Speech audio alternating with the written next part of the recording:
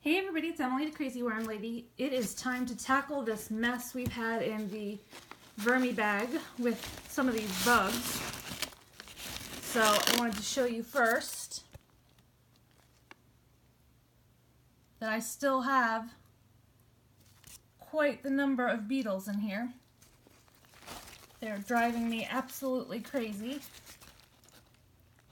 But we have some worms too.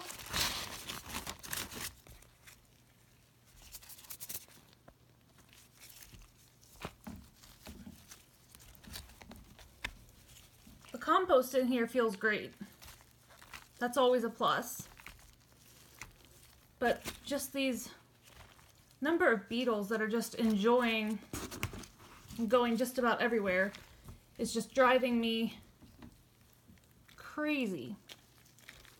The worms really worked through all of the food that I gave them except for a few onion skins and things like that. Let's see, corn cob over here. Worms still seem to be hanging out on it. But after that big feeding, I did have a little bit of leachate come through the bottom of the system. That's just excess moisture that's run through your castings. People have mixed feelings on whether or not you can use that liquid. My feeling is that it's kind of anaerobic and there's a chance that it could carry pathogens, so I personally do not use it. I usually will either run it back through the system or just discard it. I just have a little lid from another tote underneath of this that kind of catches any of that excess liquid, and I have that down there with a few rags on it, and so the rags are absorbing the moisture that have dripped out of the bottom, and I'll probably just add those rags back to this bin at some point. But I will show that to you in just a second. But the good news is we still have a ton of worms in here. It's just I'm discouraged about the bugs. Just recently had quite a bit more than I'm used to. And so I'm trying to figure out the best way to go about remedying that. So I think today I'm going to skip a feeding and just do something light. I think I'm just going to add some coffee grounds and several inches of bedding to this bin, along with a little bit of neem cake, and see if that has any impact. At this point I feel like it's not going to hurt anything, so I might as well give it a shot. I'm trying to pull out this rag. But, I mean, honestly, the system is doing great. These castings are super dark and rich. I'm hoping it's that way all the way to the bottom, but I'm certainly not going to dig quite that deep. Let me pull up my sleeve here. It's fallen down on me. And I'll dig just a hair deeper in here to show you guys. Very little unprocessed bedding, very little unprocessed food. So we're definitely doing something right, but perhaps overfeeding a bit is just too much for this system with some of these bugs that have found their way in. I'm convinced they're finding their way in on bedding sources, since the vast majority of the time all of my scraps are frozen. So I'm going to level this out. Dig a little bit deeper over here. I'm going to pull out any big bedding sources, move them to the top, so that down here in the bottom will get processed. I'm still seeing some night crawlers in here as well. I didn't know if the blue worms would outbreed them, but it does seem to me that there's still a mix in here. Definitely more blues than Euros, but nonetheless looking pretty good. So I'm going to pull this stuff up here, level the whole top off, at least for the most part.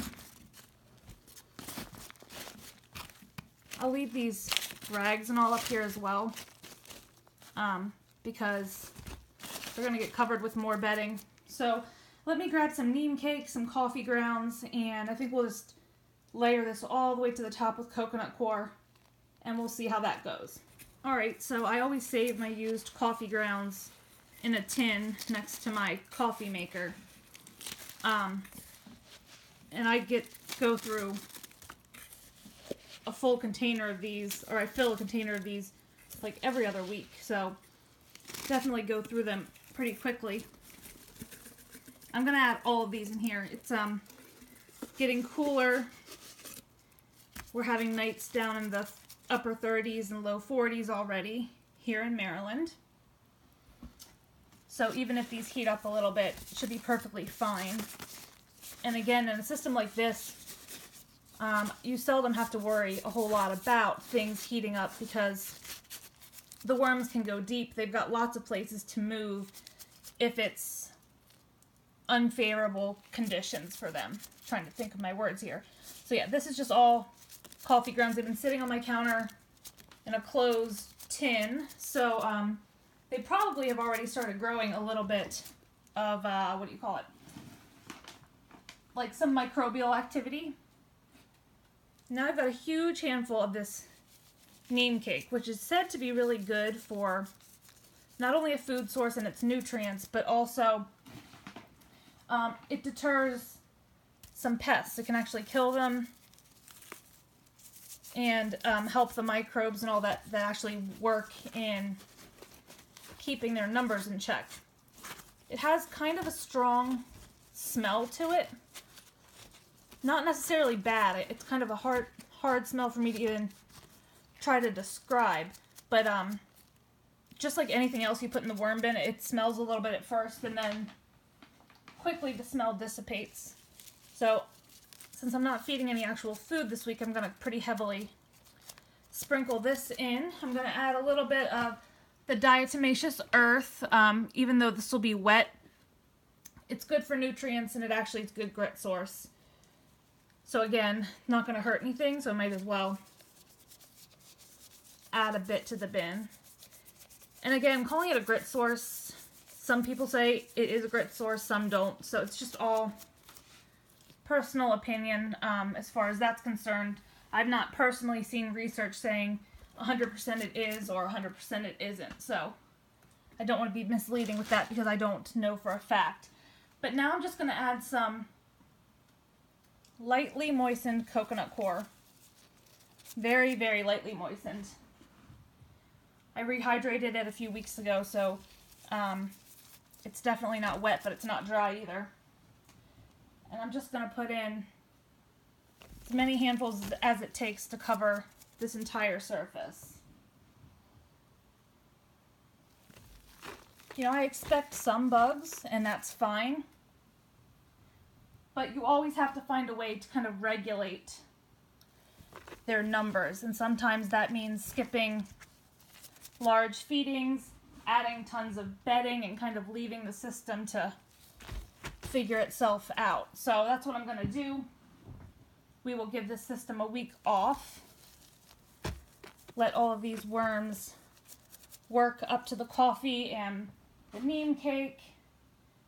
And see if we can't get this bin running a little bit more to my liking as far as lower bug numbers and more active top feeding from my worms. So just about covered here. I'm going to add a few more handfuls. I want it to be a good 2 to 3 inches of bedding here. So another 1 or 2 are just about where I want to be.